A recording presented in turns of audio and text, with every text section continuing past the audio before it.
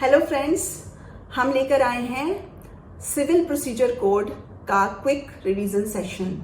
ये सारे एग्जाम्स में जुडिशरी के बहुत इंपॉर्टेंट सब्जेक्ट काउंट होता है और सिविल पेपर प्रोमिनेंटली सीपीसी से ही गवर्न होता है और इसको बहुत लेंदी सब्जेक्ट होने की वजह से डिफिकल्ट भी माना जाता है। हमारी कोशिश ये होगी कि इन वीडियोस के थ्रू हम आपको सीपीसी को क्विकली रिफ्रेश करा दें, जो भी इंपॉर्टेंट सेक्शंस हैं केवल उनको। पहली बात ये कि CPC is divided into sections and orders.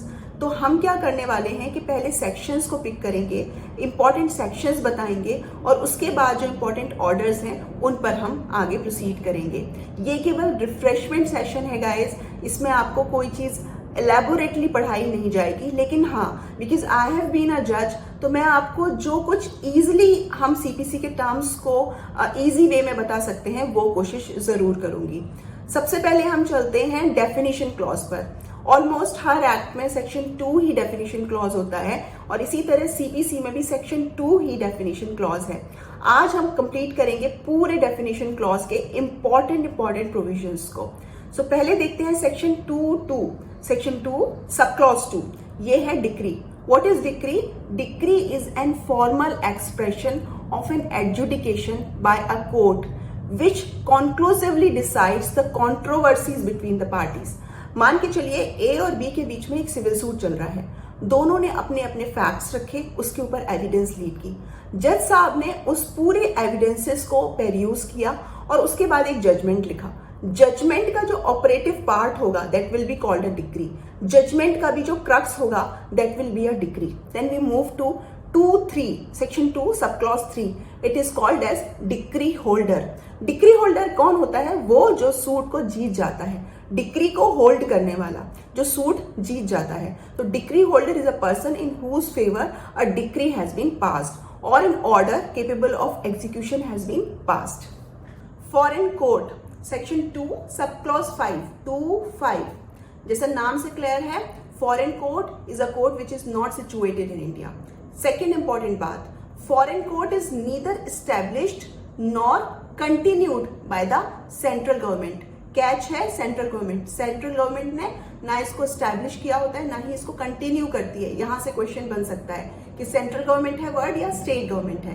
Next 2(6)(2), section 2 sub clause 6, foreign judgment. What is foreign judgment?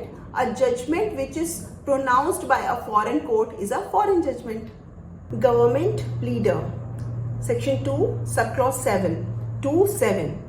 Government pleader जिसको कि हम बोलचाल की भाषा में कोर्ट्स में DGC district government counsel civil बोलते हैं। ये वो ऑफिसर होता है जो कि स्टेट गवर्नमेंट अपॉइंट करती है to do all the works that are imposed by this code CPC.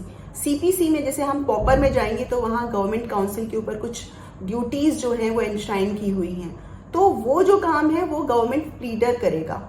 इसमें जो कोई भी प्लीडर डीजीसी यानी कि गवर्नमेंट काउंसिल के गवर्नमेंट प्लीडर के अंडर काम करेगा उसको एडीजीसी या एडिशनल गवर्नमेंट प्लीडर कहेंगे।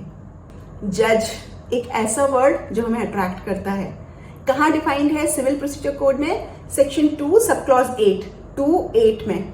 जज का मतलब सीपीसी में होता है अ पर्सन और an officer who presides over a civil court. जब हम जजमेंट कोई पढ़ते हैं सिविल का तो उसमें ऊपर हेडिंग होती है प्रिसाइडेड बाय XYZ और जज का नाम होता है। तो ये तो बात हो गई सीपीसी की। अगर हम आईपीसी में आपसे पूछें जज कहाँ डिफाइंड है तो आंसर है सेक्शन 19 ऑफ आईपीसी। अब बात करते हैं जजमेंट की। डिफाइंड है ये सेक्शन 2 सब क्लॉज 9(2)(9). अब जजमेंट क्या होता है? ये सारे वो रीजंस, वो सारे स्टेटमेंट्स जो जज अपने डिक्री को देने के लिए देते हैं। लाइक आपको अगर जजमेंट आप पढ़ोगे तो उसमें वो सारे रीजंस 1 2 3 4 करके पैराग्राफिकली लिखते हैं जज और उसके बाद लास्ट में कंक्लूड करते हैं और फिर डिक्री लिखते हैं। तो वो सारे स्टेटमेंट जो किसी डिक्री को या किसी ऑर्डर को देने के लिए जज अपनी तरफ से मेंशन करते हैं वो जजमेंट होता है और डिफाइंड है सेक्शन 2 सब क्लॉज 9 में। Judgement debtor, section 2 sub clause 10 या 2(10). 10 नंबरी से याद रखना, जजमेंट डेटर वो पर्सन होता है who has lost the case, जो केस में हार जाता है, सिविल केस की बात कर रहे हैं, जो सिविल केस में हार जाता है उसको कहते हैं जजमेंट डेटर। और he can be a person against whom an order capable of execution has been passed or against whom a decree has been made. Legal representative defined under section 211, section 2 subclause 11.